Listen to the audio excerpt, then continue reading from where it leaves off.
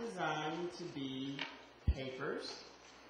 Some of the panelists you will see over the course of these 2 days will be straining under that constraint to resist temptation, but they know full well that I will snatch anything that looks like a lecture, but folks will be working sometimes off of notes.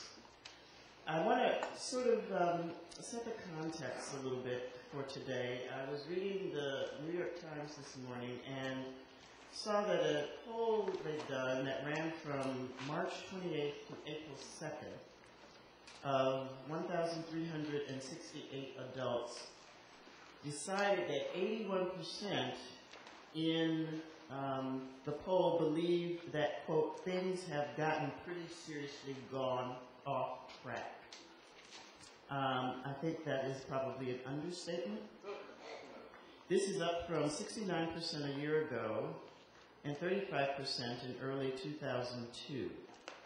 Key among those reasons for these poll takers was the economy and jobs, then followed the war in Iraq, or war against Iraq, depending on where your politics are. And many saw the war feeding into the problems with the economy and jobs. And then coming third was the home mortgage lending crisis. This poll ran across Democrats and Republicans, men and women, city and rural dwellers, college grads, high school grads. In other words, we're in trouble. I say that because we sit in this conference on Black religion in the African diaspora, talking about how we understand not only the nature of the religious, but how we are in the diaspora itself in all its various ways. And we also sit here today commemorating the 40th anniversary of the assassination of Martin Luther King Jr. Now, this year, we mark his death longer than he lived. Yes. And that is a sobering.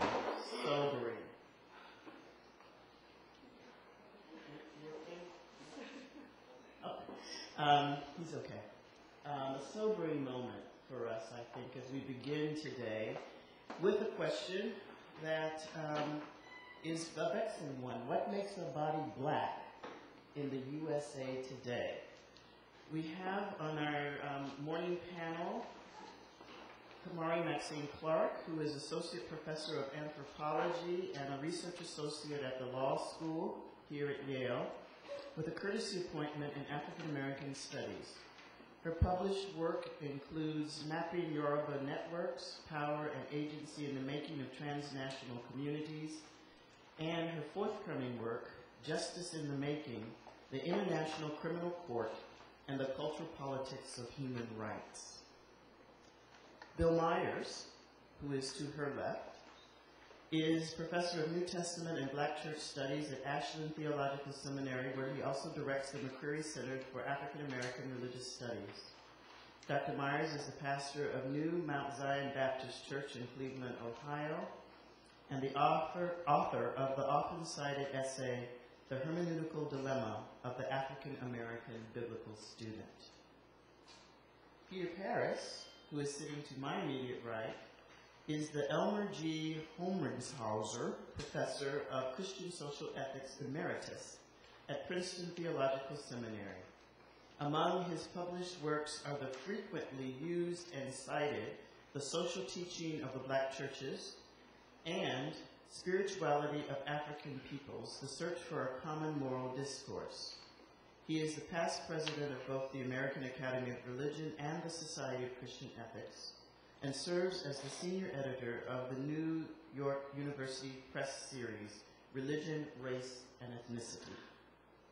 Marcia Y. Riggs, who is to Dr. Paris's immediate right, is the J. Erskine Love Professor of Christian Ethics at Columbia Theological Seminary. She is the author of one of the foundational texts in womanist thought, Awake, Arise, and Act, A Womanist Call for Black Liberation, and her more recent Plenty Good Room, Women versus Male Power in the Black Church. And yes, she does start a conversation in that. She is co-editor with Dr. James Logan of the forthcoming Ethics That Matters, Christian Social Ethics in the 21st Century.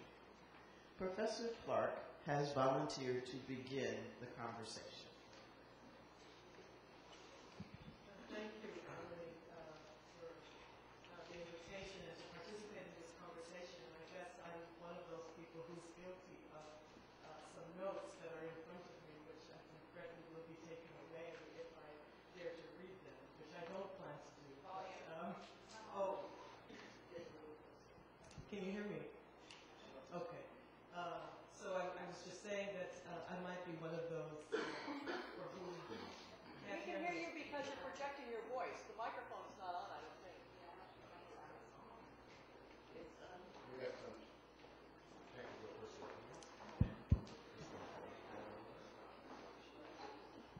Can you hear me? Okay. I have to get very close to this mic. Thank you, Emilie. And I think what I'll do is start by starting with a field note example, or an example in the field that in many ways embodies what I see as some of the markers of the Black body, or at least the ambiguities and complexities of understanding what that is.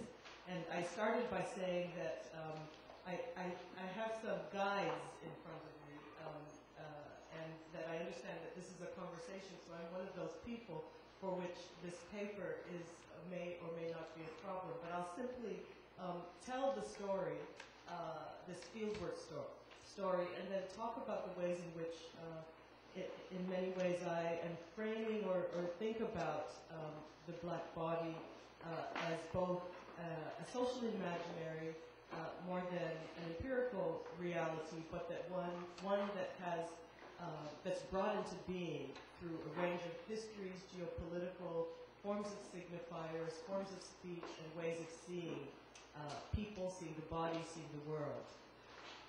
So I'll start with a story that in many ways describes it's an arrival story. And I'm an anthropologist, of course, and so in many ways we often start with arrival stories in setting a context for thinking about interactions in the everyday. And so this arrival story comes from some fieldwork that I did in the 1990s, the mid-1990s, in which at the time I was collecting data in Oyatunji Village in South Carolina, an African-American community there of Orisha voodoo practitioners that has been there since the 1970s. That in many ways comes out of the Black consciousness movement, Black power, and is an attempt to reframe whiteness, reframe spirituality, and reclaim African belonging, African homelands, African religions. And so this particular village, of course, is that of is an Orisha voodoo village. And so in organizing the community, in many ways, the back and forth between the to and fro from Africa to the Americas is part of the mundane these days. But in this mid-1990s context, some of the practitioners had never visited, and so the standard arrival took shape where we arrived in Lagos, in Nigeria, walked down the stairway, and some people who arrived bent down, kissed the ground, and then started walking toward the immigration line. And if you can imagine, sort of about 8 or 9 African Americans, all in African garb, hair, beads,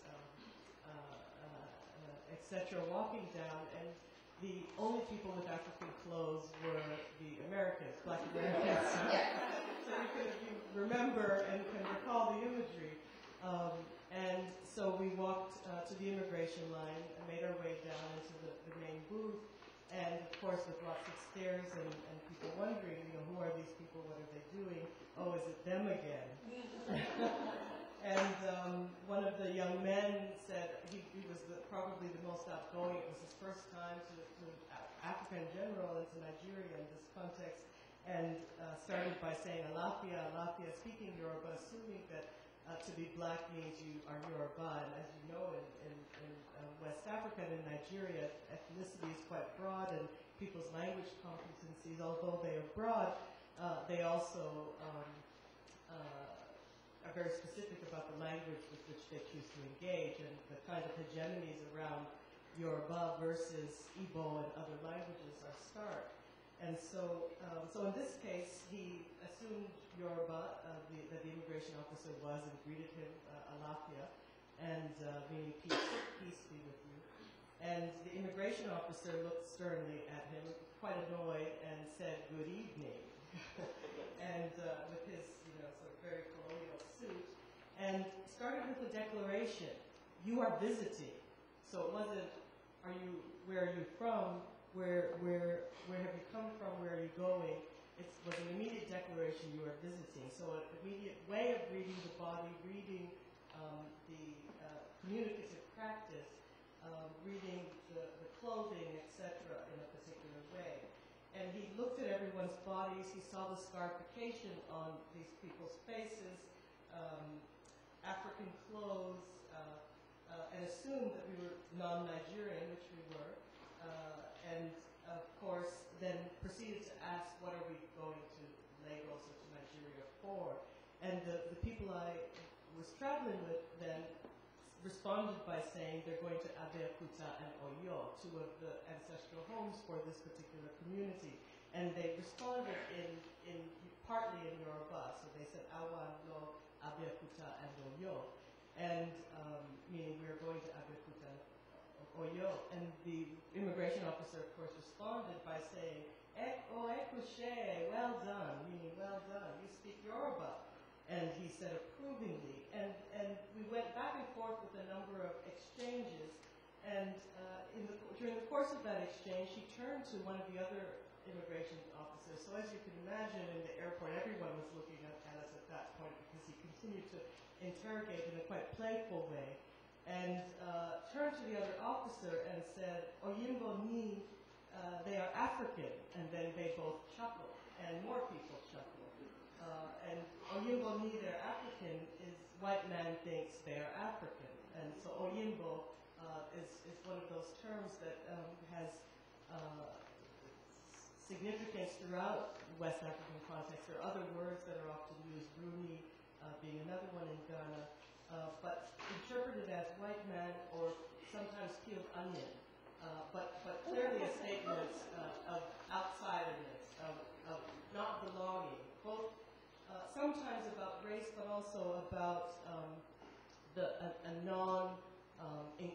an attempt to create demarcations and boundaries of particular types. Now, I thought I would start with this story to simply say that to think about reading the black body and reading the black body as it moves in particular contexts means that we both think about the ways that we move and move with our own histories and our assumptions about how we're read and who we are, who we've been in the world, and how we know people see us. And so for these Oyotunji practitioners, it's very much embedded in a history of blackness in the U.S., black racism, particular ways of reading speech, particular ways of making sense of hair, of skin color, etc. But it also means that in a geopolitical context, we reflect on these other histories, and as our bodies move, and in this West African context, of course, histories of colonialism, their own politics of inclusion and exclusion, ethnic difference, etc., has a lot to do with then the reframing of black bodies. So what makes the body black in the U.S.? In many ways, I wanted to say that clearly it's an open signifier, but also a signifier that operates within particular circuits of understanding. So openness doesn't mean fields of possibility that are unlimited. It means that the ways in which we read and create inclusions and exclusions has a lot to do with the kinds of histories and the markers, the symbolisms and signifiers, the temporality of the body in a particular space, its association, sort of a range of things that shape what is possible and what is outside of that which is possible. And so, and part of that, of course, and what I'd like to throw out there is in boundary making is also, as we know, misrecognition. And in this context, there was a disjuncture in this moment in which there's an assumption of misrecognition, an assumption of a misreading, but for the immigration officer, in many ways, there was no misreading at all. That his own signs of inclusion and exclusion, embodiment of someone who belongs, wasn't based on the cosmological framework, the cosmology of blackness that we and the Oyetunji practitioners clearly were part of it and wanted to lay claim to. And so it's these disjunctures, the ways that social imaginaries come together that in many ways I think makes the black body in the U.S. And although there are ways that open signifiers operate, they're within a limited range of possibilities as our bodies move. So I'll stop there and open it up for engagement.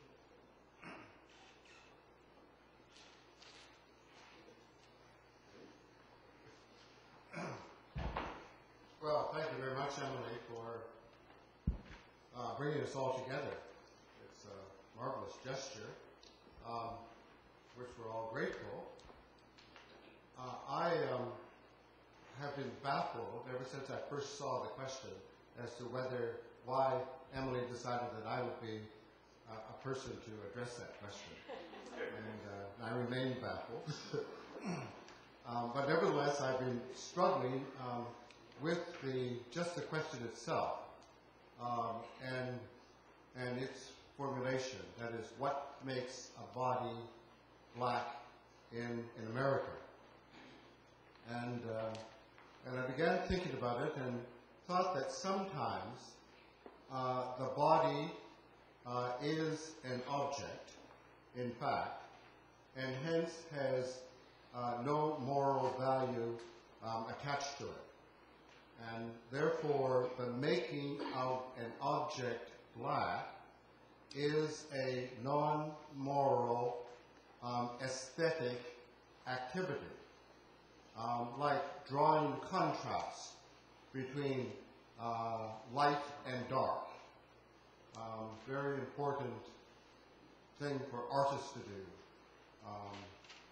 We think of, black and white TV or black and white photos. There's no sort of moral element involved in that kind of activity of making something black. It's a purely aesthetic activity. But then there's the process of taking a body that is a subject and turning that body into an object. And that then is in an activity of demoralizing something that does have moral value, that is life, and treating it as if it has no moral value, emptying it of moral value. We've all done that in terms of designating something as purely evil, like a demon or a witch. We present that particular thing or living expression of evil with blackness, and then we have, or not we, but people from Africa, African descent, have been dubbed objects. They've had their subjectivity taken away from them and have been defined as without moral or outside of the moral realm. And that's the way the slave trade dealt with people of African descent. They were objectified and called colored people or Negroes and other things. And that then is the kind of history that we have encountered in this country. All people, of African descent, were viewed as genetically inferior to Caucasian people who were viewed themselves as genetically superior. And therefore, with that genetic definition, it was no longer a matter of color as such, or phenotype, but if you could trace 1 ounce of blood in your veins from Africa, then the stain of inferiority was embodied and defined your embodiment. It was a print of God. Made these living beings objects outside the moral, and you could deal with them with impunity, any way that you wish. I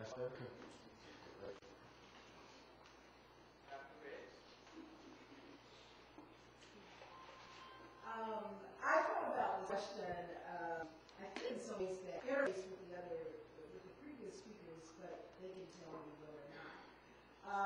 I actually began to think about the question of, could I think of actual persons who would be representative of black bodies in the U.S. today, and then what would they hold in common?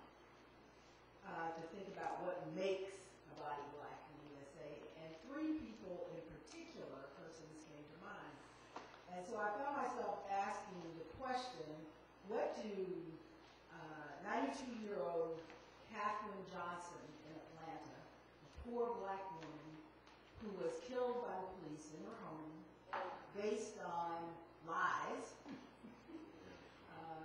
and suppositions about what they might actually do with that old black woman in her place.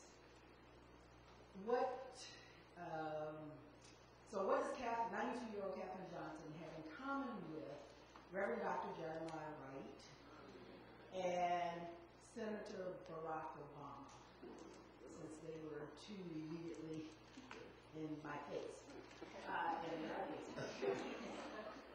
And what, as I kept pondering how to think about that, the answer to that question in light of this question, I kept wanting to resist the answer. And the answer, which many will sit and, say, oh, that's the old answer. But I think it's the ongoing answer. What they have in common is the encounter with whiteness. And by that I mean an encounter that has to do with our social, psychological, political, economic, religious entanglements with folks who believe themselves to be white.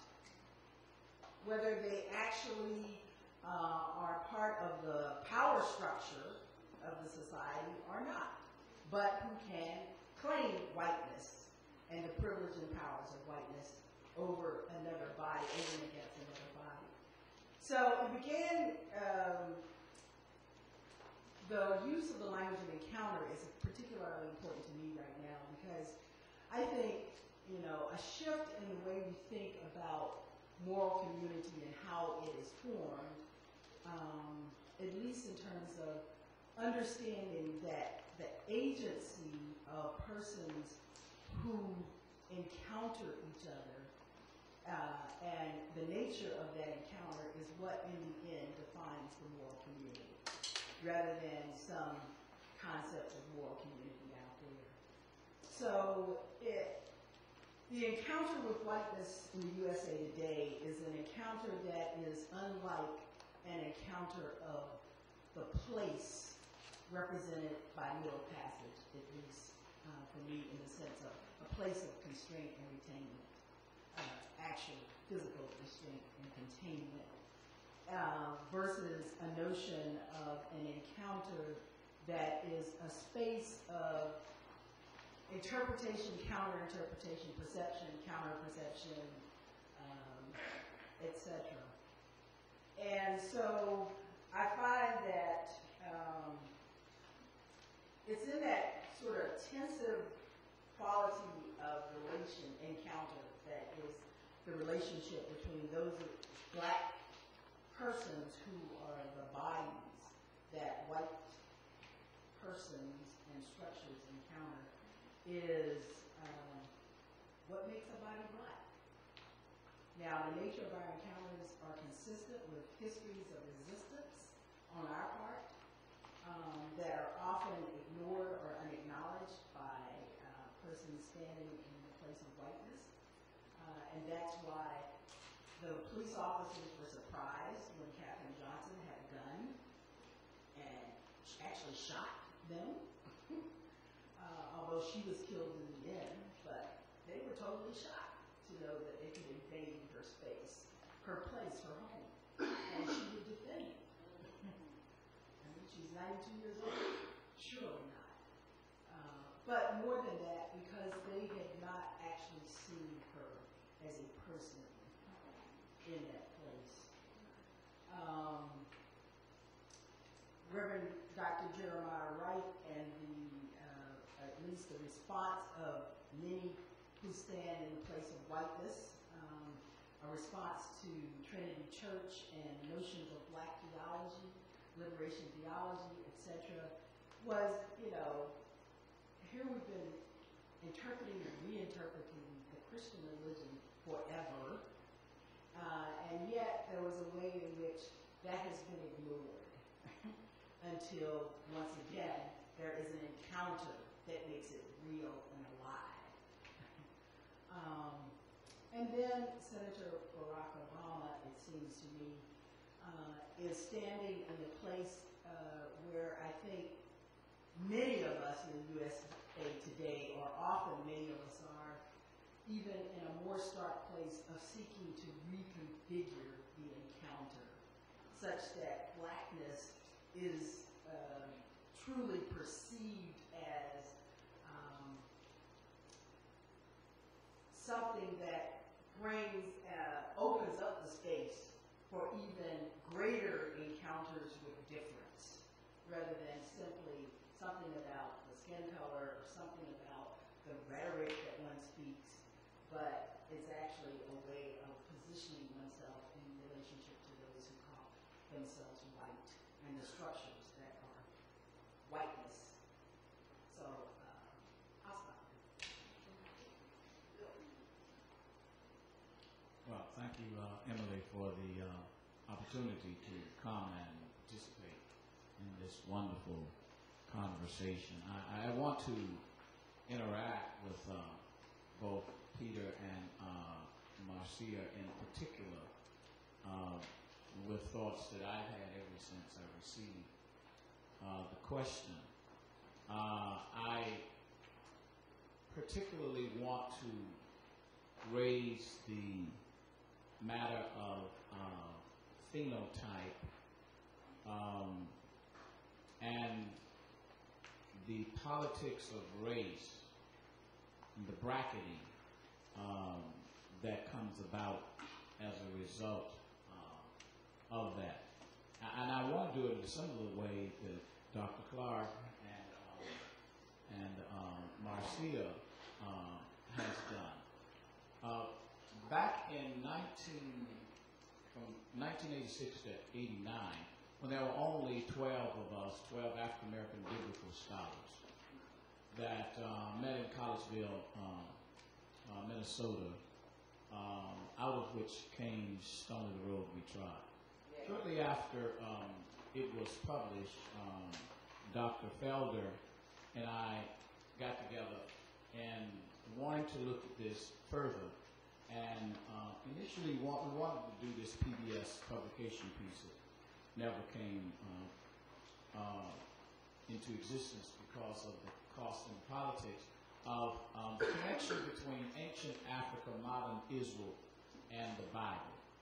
We went, he assembled the Howard University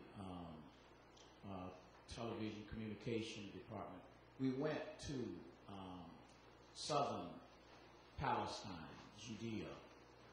And it was when we solicited the help of the group in Damona that calls themselves the African Hebrew community, African Americans that had gone there some 20 years before that and set up, that we encountered the problem both with Israelis about the utilization of them in order for us to do work on the connection with ancient Africa, Israel, modern Israel, and the Bible, and then encountered the politics at Rome Airport, where Kane and I wound up having to stay in the airport all night just to protect the film.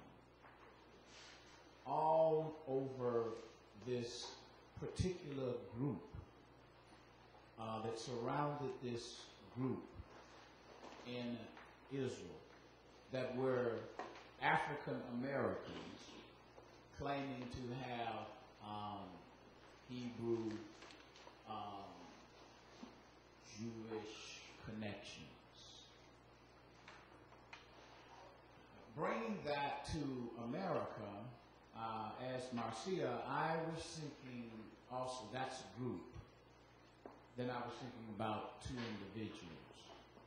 And the difficulty that we have in America, both at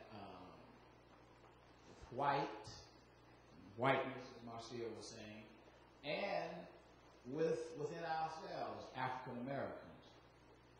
When it comes to this matter of phenotype and what's black and the necessity to bracket it, this seems to come out even more when we see those, encounter those, and the politics of race comes out with those of mixed ancestry. So, first with Tiger Woods, who is seen as African American, I think probably more because of phenotype. But in the politics of that, he felt the necessity to bracket it and it became Kabla Asian. In the case of Barack Obama, he becomes the one who is most ideally suited to fix our race problem. And the ideally suited part, though, is because of mixed ancestry. And then the necessity of him in dealing with it to move the conversation further from the condemnation of his pastor, this, again, we move now to from the Hebrew Israelite community and the politics of needing to disassociate with that to a truly African, Afrocentric pastor and church, and the necessity for disassociation all around, it seems to me, something having to do with this matter of the black body and phenotype. And so it started with the disassociation and moved on to the point of, if he wasn't retiring, then I would have left the church. So there is, in the midst of all of that, this bracketing of the black part. It's always the black aspect. It's always the black body. It's always the phenotype. It's back again to, as Peter says, the one drop of blood. It's always against that that we encounter problems.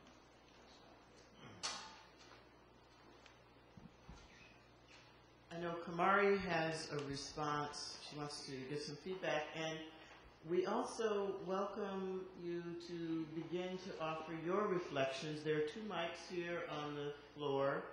As you feel so led, as we say in the church, as you feel so led, please come to the mics, and I will act as moderator for that as well. Kamari? Okay, thank you.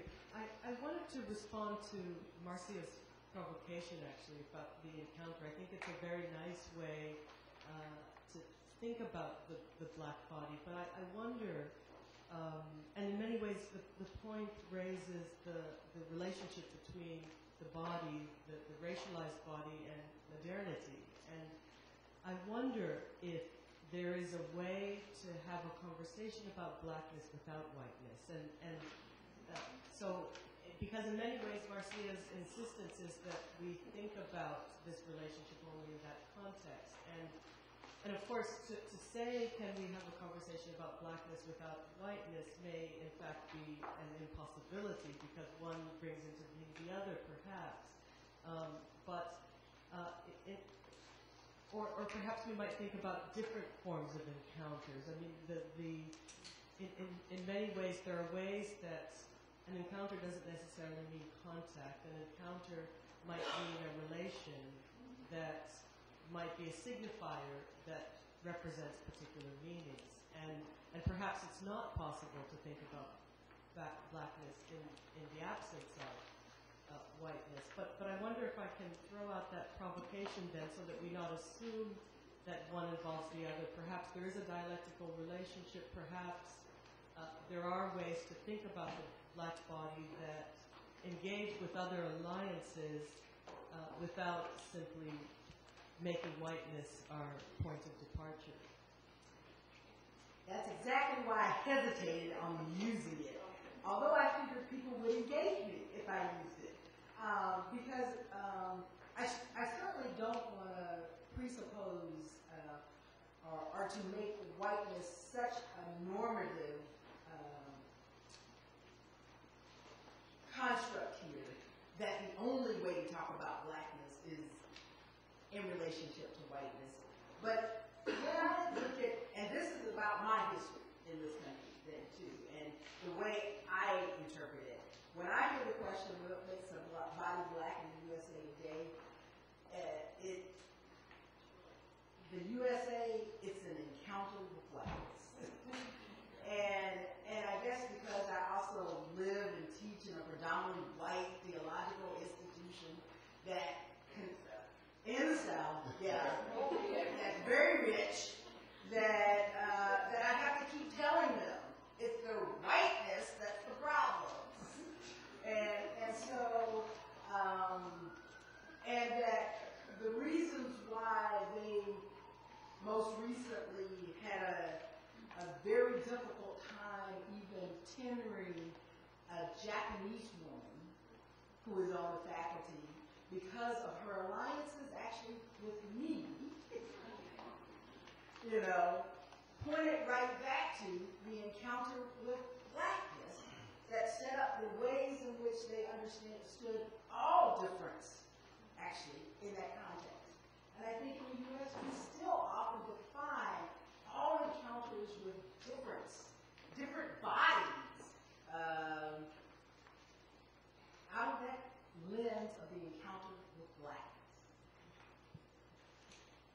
Yes, and I would add, I mean,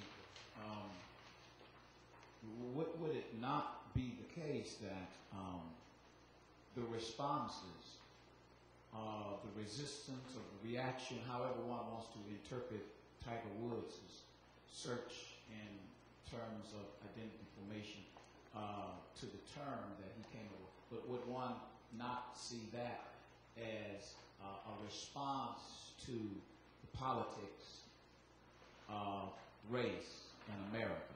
And could one disassociate the responses to Jeremiah Wright and the responses of Barack Obama?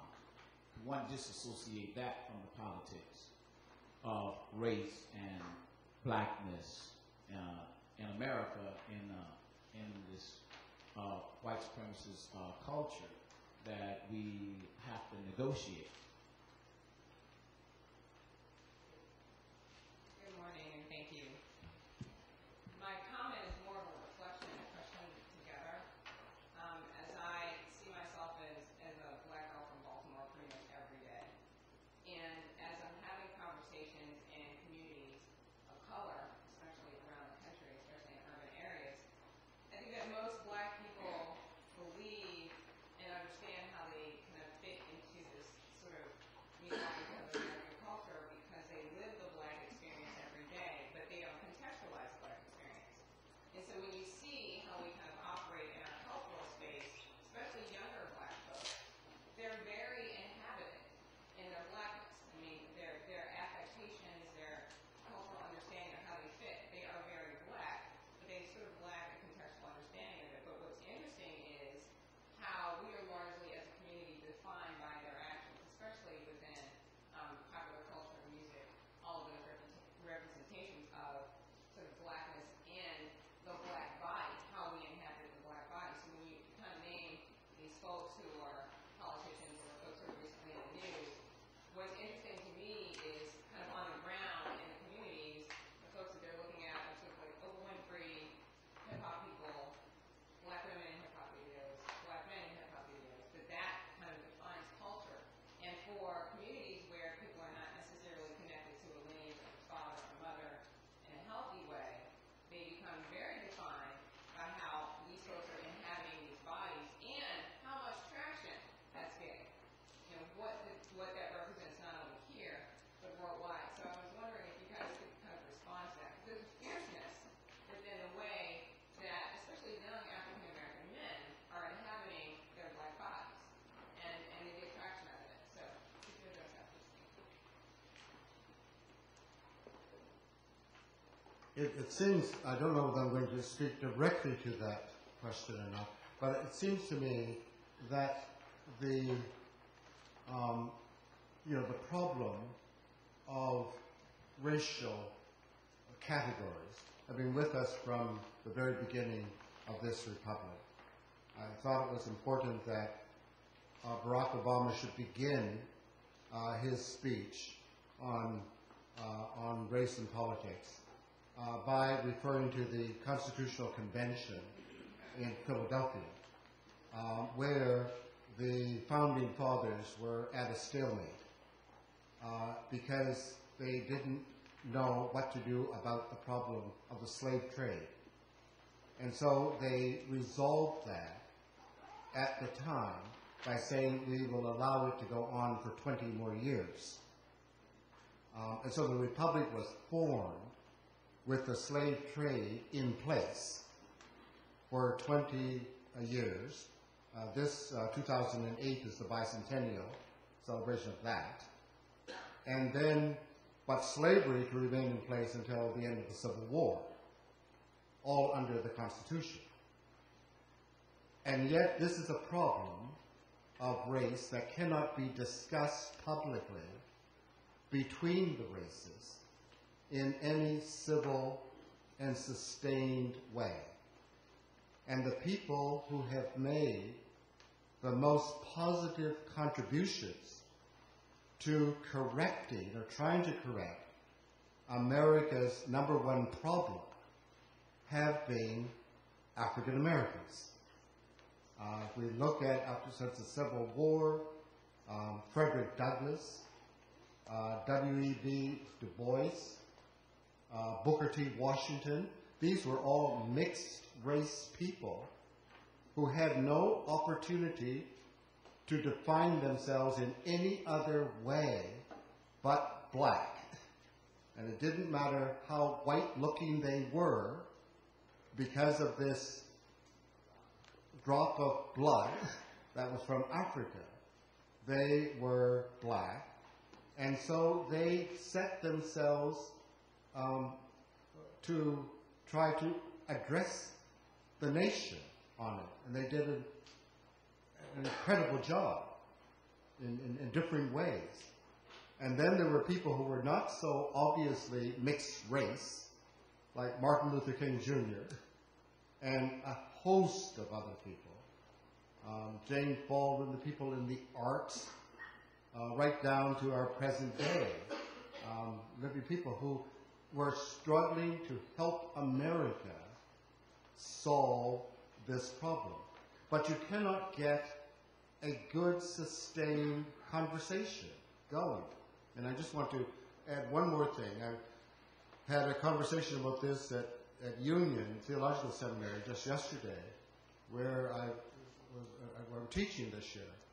And I said that the conversation has great difficulties because the acknowledgement of the humanity of both races is extremely crucial in order for the conversation to go forward.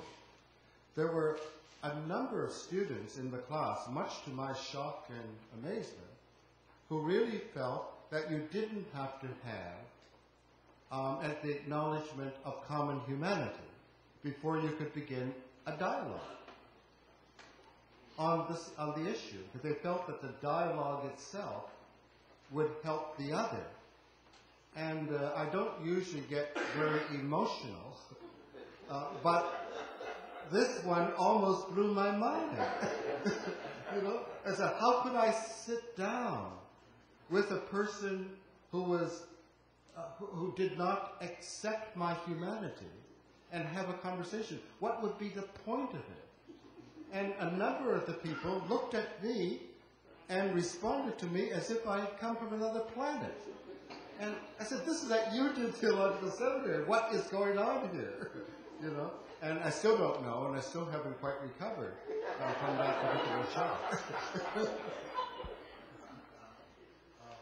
Thank you all for being here. I wanted to just open up a dialogue on the whole context between what makes a body black, and you will say, and the context of, or how that relates to economics as well as survival, as well as acceptance. And when I say acceptance, I'm talking about from the larger part of society, or Asian part of society. I'm a senior pastor, but also a ghostwriter for a lot of people on TV and BET, Inspiration Network, and on a regular basis, my clients who are about 70% African American always ask me to write with the white man in mind. I want you to reach a white audience, and yet their congregations are 10,000, 20,000 Negroes. I guess we can use that word today. And so my question is I'm wondering whether it's a time of good or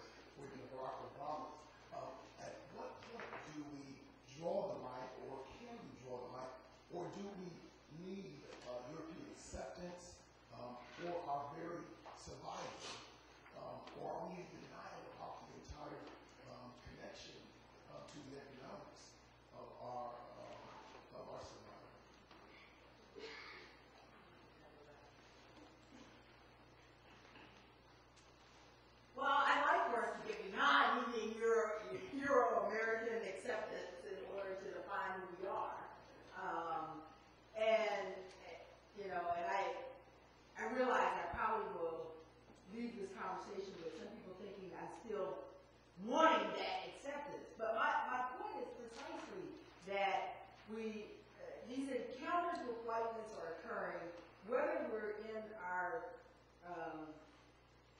self-defined spaces or not, and we acknowledge it or not.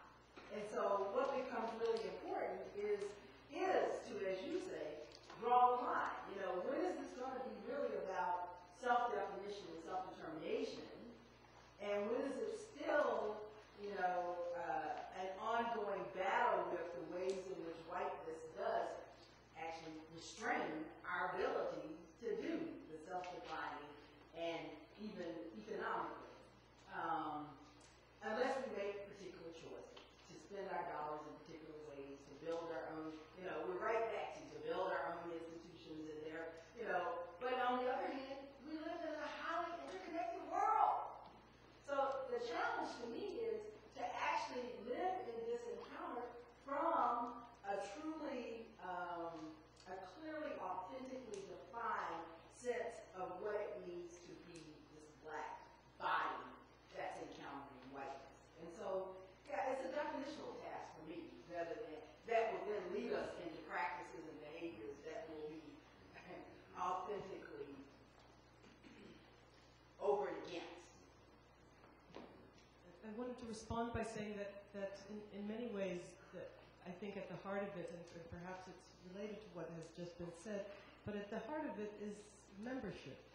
It's about inclusion. It's about the politics of inclusion and exclusion, and certainly, in many ways, when we use the word acceptance, there's some value that's related to that. This is, you know, acceptance conjures feelings, moral feelings, feelings of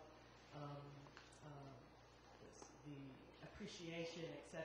And so there's subjective. It's a highly subjective way of thinking, and certainly the I think at times it is also about acceptance, but inclusion, the ease of choices, the making possible a range of opportunities, etc.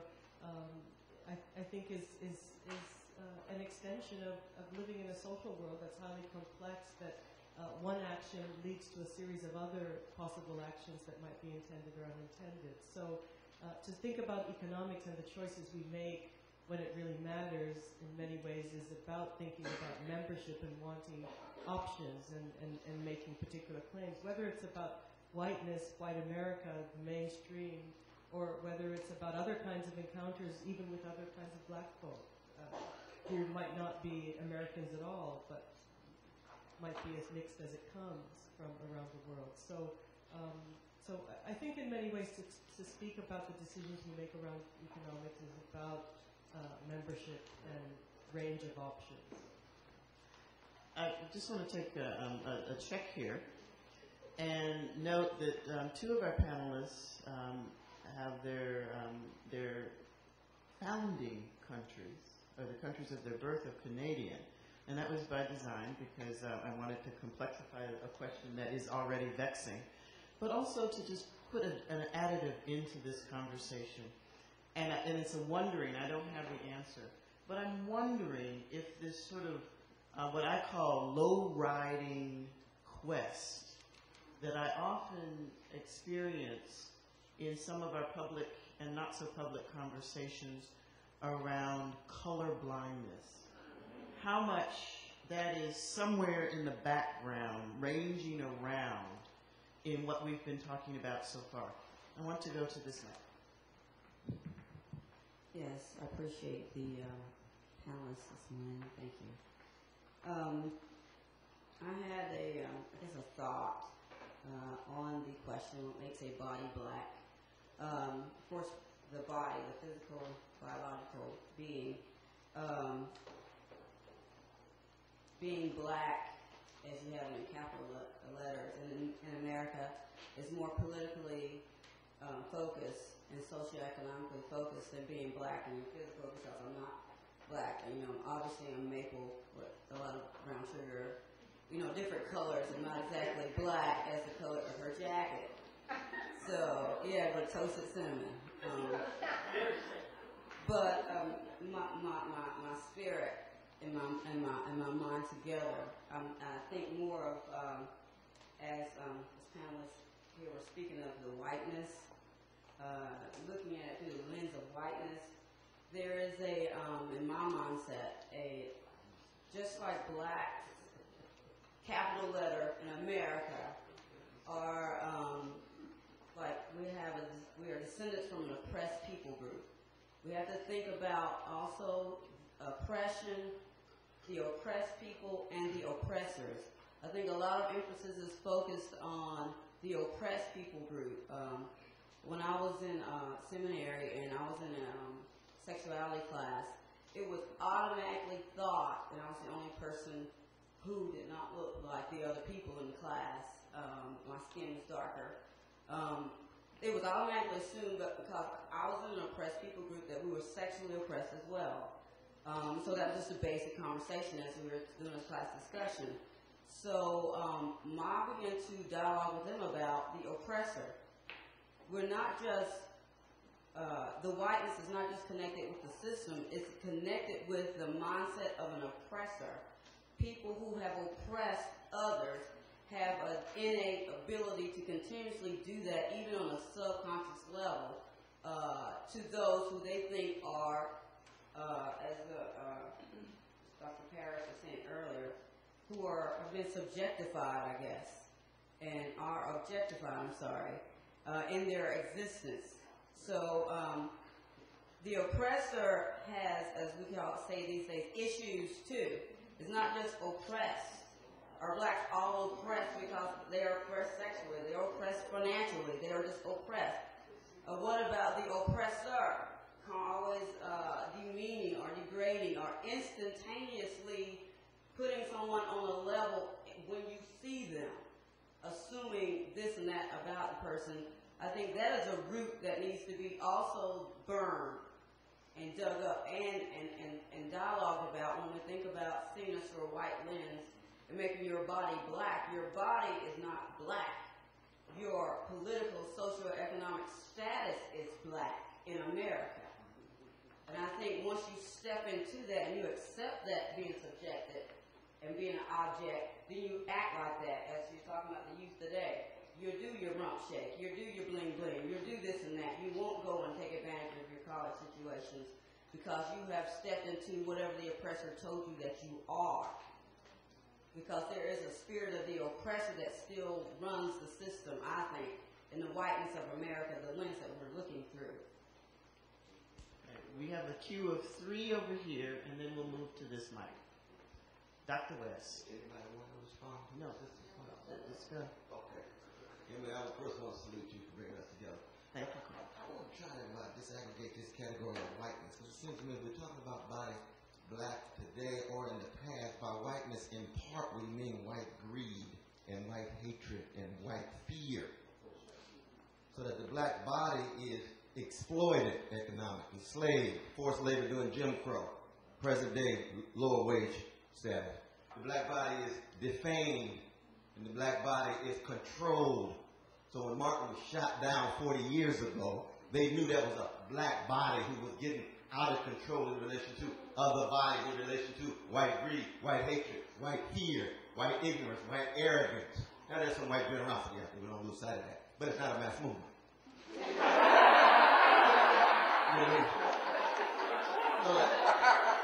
So we want to be concrete. This is not an encounter with whiteness in some platonic world of forms.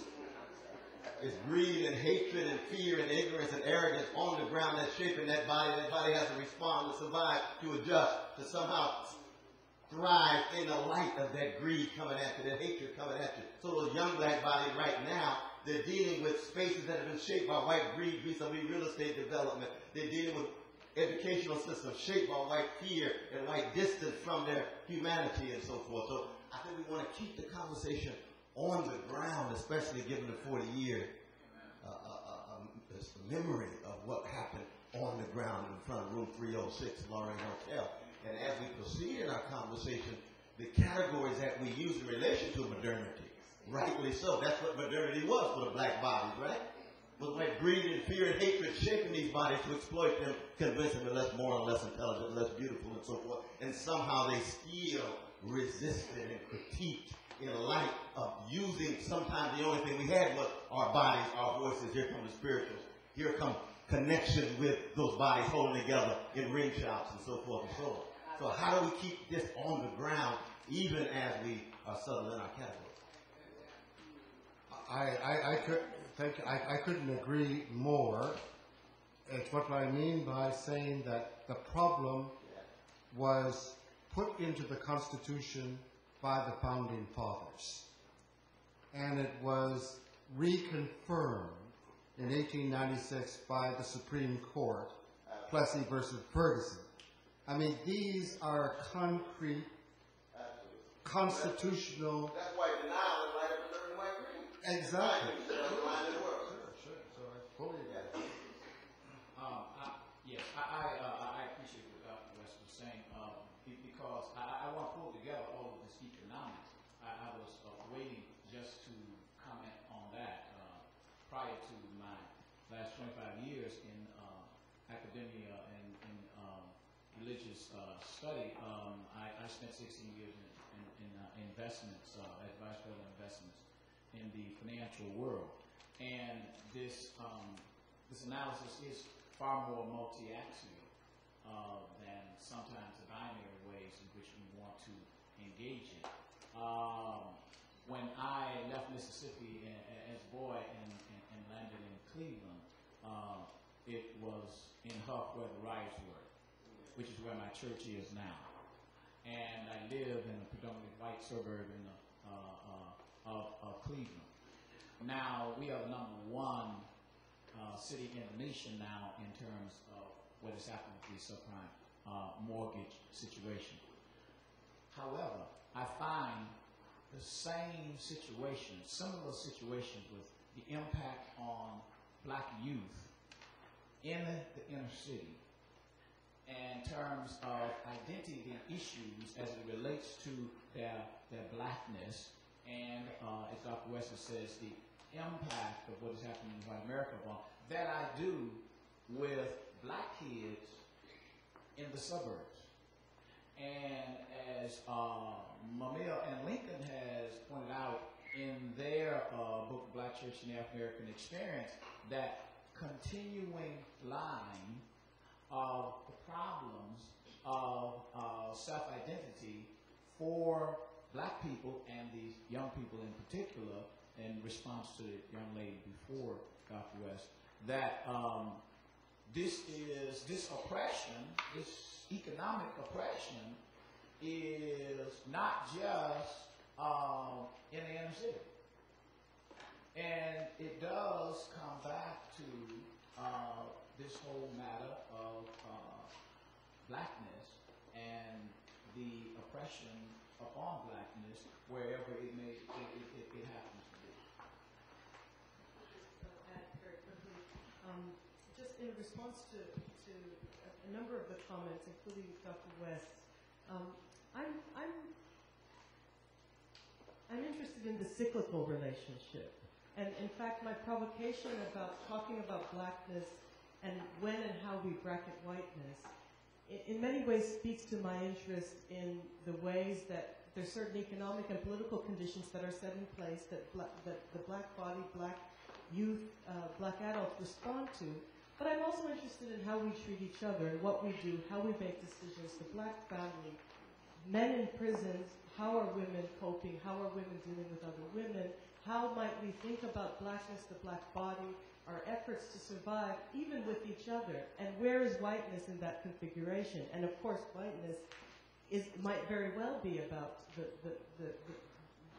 various concepts, greed, fear, even misery, and charity, as you so mentioned.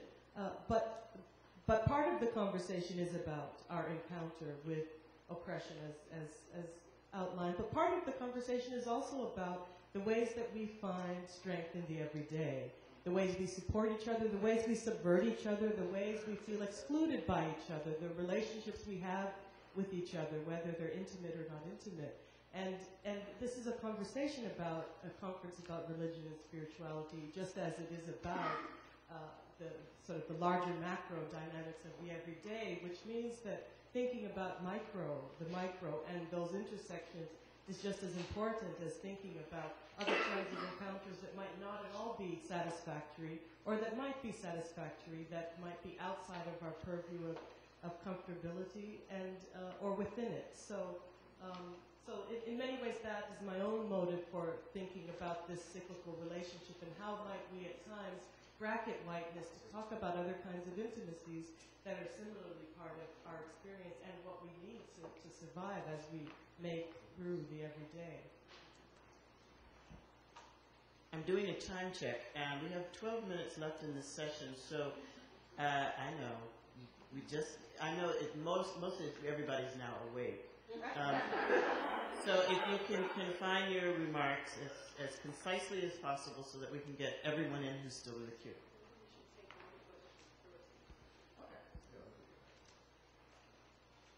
Dr. West. Okay, Dr. Towns, I'm going to be concise. The first comment that I wanted to raise is when Dr. Riggs pulled our attention to national figures, I wanted to add our Secretary of State to that list. And I just wanted us to think about whether or not part of the definition that you're bringing is when the corporate media identifies a body as black, a body is black, and to have that conversation in relationship particularly with our Secretary of State. Because the account of whiteness, that wasn't, I wanted that I don't know if that works when we use, when we add Dr. Rice as an example there. So anyway, we wanted to explore that, but we don't have time. And I just will very quickly add, internally within predominantly black communities, if we shift the lens so much from corporate media and a white lens perspective, within black communities, how does maleness make a body black? More authentically black? How does heterosexuality make a body more authentically a black body? And so I wanted us to have a chance to think about questions like that.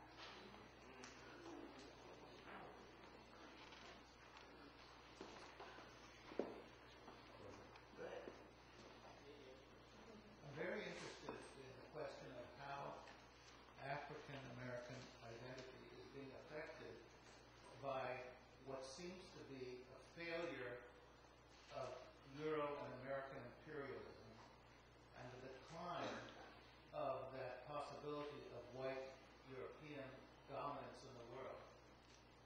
As the failure of European American imperialism is being more and more demonstrated in the international arena, and as we see the more and more important role of non-white societies like China and India, how does that affect the sense of what blackness means in terms of expression, in terms of greed, in terms of the kind of feeling of the ugliness of white dominance, as white dominance seems to be failing so much? Thank you all once again for your time. In our conversation tonight, Yes, but you have to speak directly into it. is this? That's it. Okay, very good. Thank you. In our conversation this morning, we've talked a lot about the relationship between blackness and whiteness. I believe Dr. Riggs, you were speaking of your Japanese colleague, who was defined as black insofar as she was alive with blackness against whiteness. And I'm just wondering what happens in America. In a few decades, we will be a majority-minority society. And whiteness, even as Dr. West defined it, I believe will no longer be the only dominant force in this country. And I'm wondering how we might expand this relationship between blackness and whiteness, or bring in a third path to include those who are neither black nor white, which are people in this country just as much as everyone else. So I don't know if that's outside the scope of this particular conversation, but I'm interested in that. I'm sort of trying to figure out how I talk about some of the things about black bodies And so far people are talking about it in terms of its restriction and constraint, but without the details.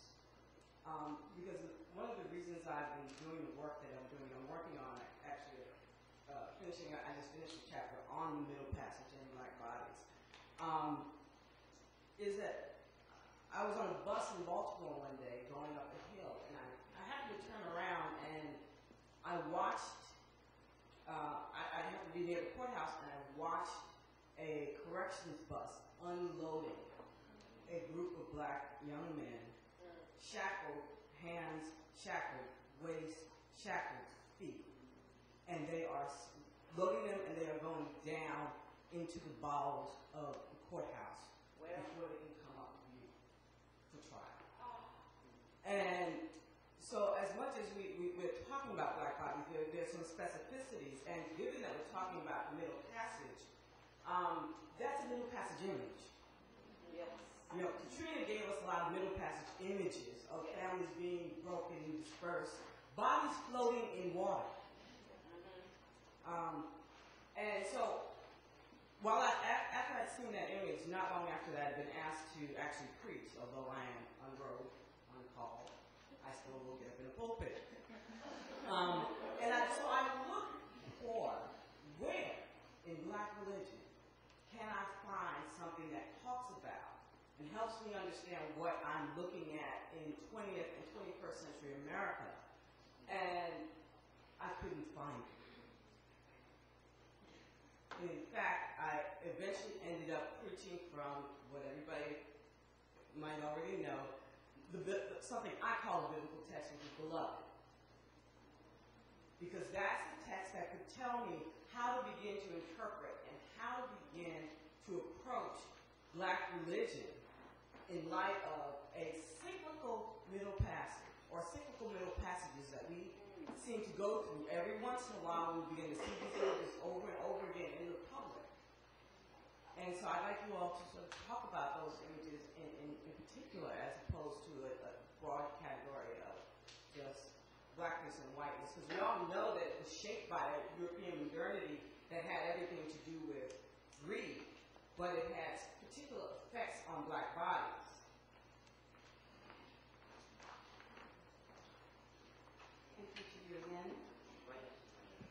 Thank you again. My question is, what should make a body black in the USA today? I think that we've been talking a lot about blackness as it is a problem, and the conditions of blackness as they make black identity problematic.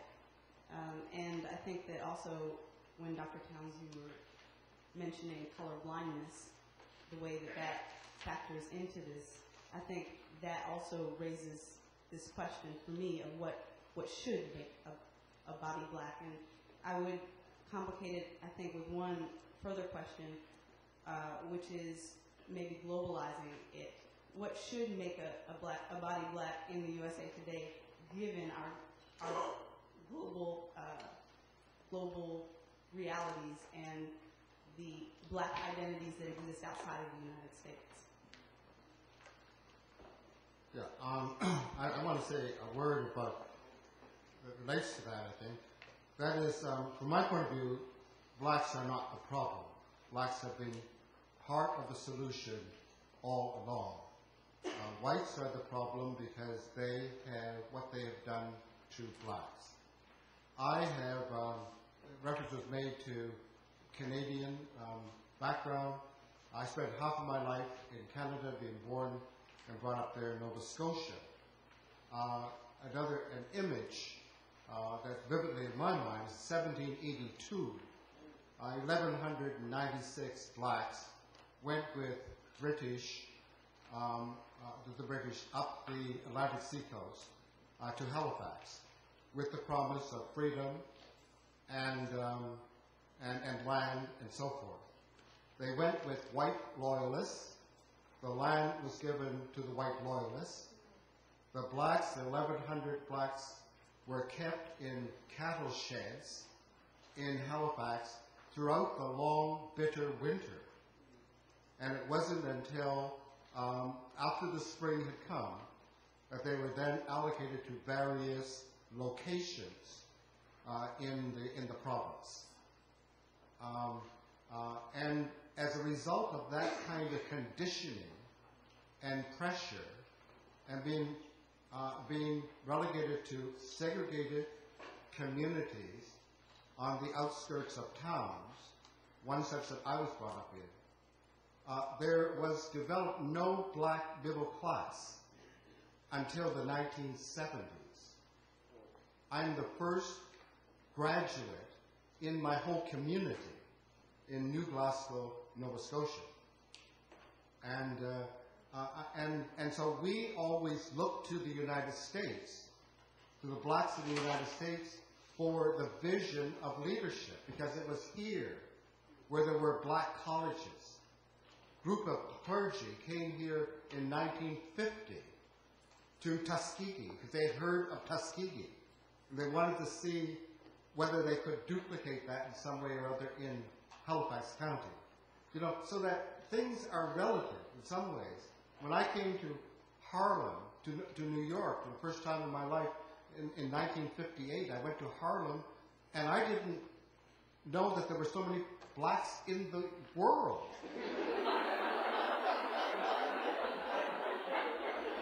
Because from our point of view, our problem in Canada was that we were so invisible that most Canadians, white Canadians, would say that blacks live in the United States. We don't have any blacks in Canada, because you had to go in search of these small black communities. The fact that there being over 100 black colleges was just, you know, paradise from our point of view, you know? And so I couldn't quite figure out why there was a problem here, because you seem to have everything going. And it wasn't until I transmigrated myself here and got to understand how even what we consider to be great success really was not complete success. You see, so it's relatively speaking, and there's still no black colleges or anything like that in Canada. And it has only been since 1970 that a small black middle class has been developing. And this really helped and enabled by immigrants from Africa and so forth who had come with as professional doctors and lawyers and that sort of thing. Because we in Canada didn't have such a thing. I never saw a black teacher until I came to the United States. I never saw a black school, even though there were a few outside of Halifax.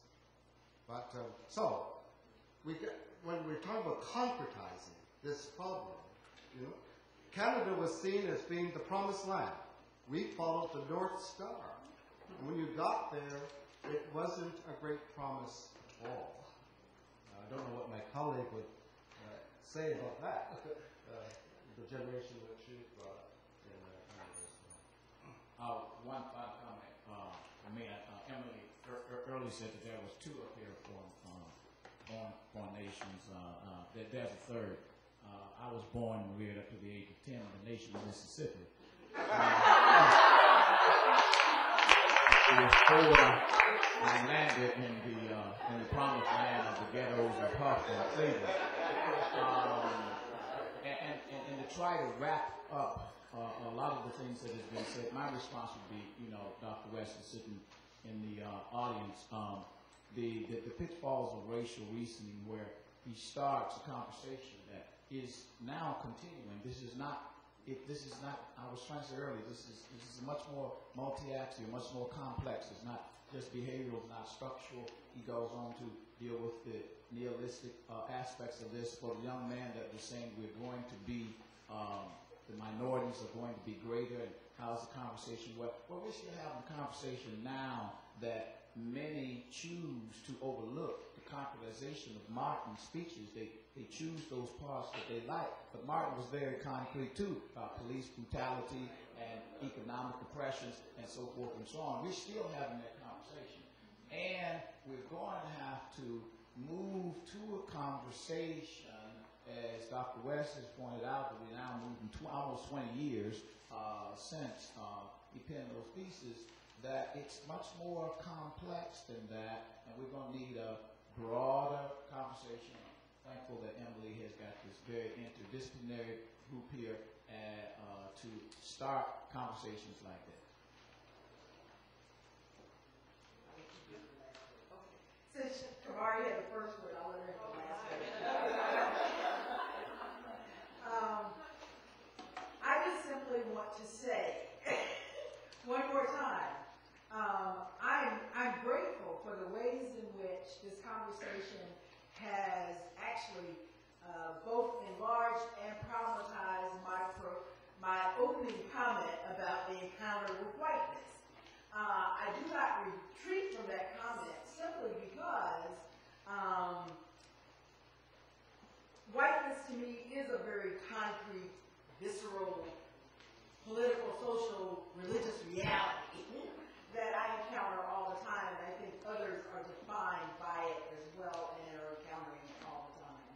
And what most is important to me is I'm grateful that there are 9 other questions that I think make even more and more with each question more concrete our question, which I think was intentional.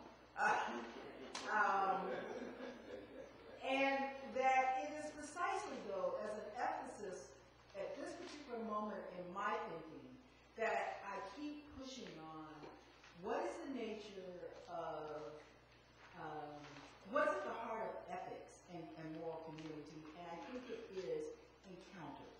And it's encounters that have to do with relationships with others in their differences. And so that difference may be whiteness, it may be heterosexuality, it may be elitism based on class, etc. But it's really just recognizing that it's the nature of the encounter that has to be critiqued, as well as the parties to the encounter. Okay, this is far from the last word, but I think the beginning of a set of conversations that will continue throughout the day and the weekend. Just wanted to quickly respond to a few of the questions. This comment that white dominance is failing, I think it's important to, I think that the speaker, or the person who asked the question, was making a statement about U.S. hegemony, U.S. unipolar power, and that there's a failure with capitalism, there's a failure with the ways we understand human rights, humanitarianism, the 10 civil wars on the African continent over the last 15 years, that there's a failure in the dream of modernity, and that we expected that with independence movements things would change, and in fact it has become far more evident than not that these things have failed too. And what I wanted to say to that was that no, clearly white dominance isn't failing at all, or at least the effects of the imperialism have succeeded in setting up a particular kind of hierarchical relationships that have a life of their own and continue, and over this period anyway, continue to circulate, and its power is in the ways that we then reenact and act out power relations, both those that are shaped by imperial encounters and those that are of our making. And since we've been asked for concrete, in many ways, clearly what I'm saying is that that white dominance is alive and well. So the hegemony of colonialism is upon us. The realities of the one-drop rule in the U.S. is amongst us, and that it's not a failure, it's actually a success in our struggles to work around it, to work through it, to be victors in relation to it. And I say that to say I appreciate the metaphor encounters for us today, and in many ways I think it's an important model, it's an important concept for us to take through our conversations. So to respond to the question about ongoing conversations with other ethnic groups. Well, Encounters gives us an opportunity to think about the simultaneity of our various relationships with different kinds of people. And one type is that of blackness. I think I'm the second Canadian here from a different part of Canada, what we consider in Ontario, central Canada, which is really in the east, but is sort of like New York City being the center of the U.S., which it's not. People often say that Yale, we here at Yale are a suburb of New York, and so it responds to that. But so Encounters, I think, is a nice way of thinking about the complexities of multiculturalism. So, our black relationships with Asians, black relationships with Koreans, with other blacks who are not fourth or fifth or sixth or seventh generation American, who might be first generation Africans, first generation Caribbean black, that represents a different type, a different typology, a different cultural history that complexifies the ways that we understand black. And so I think in many ways Encounters raises the possibility for simultaneity and complexity. And I appreciate Marcia's suggestion that we take this seriously. And then I'll just end by saying, responding to the third comment about the majority, minorities being in the majority, and I want to insist that majority does not mean or doesn't equal hegemonic power. And so numbers does not equal hegemony and control or the power to make decisions. And so I think they're two very different things, and that we should insist that we recognize the quality of that difference. Thank you all this morning. News alert. Both the New York Times and the Washington Post have reported this morning at 8:37 a.m. that the U.S. employers have shed 80,000 jobs in March. Imagine the bodies. We go to break now. The volunteers will escort you or point you to the break room. We will begin again as close to 10:30 as possible.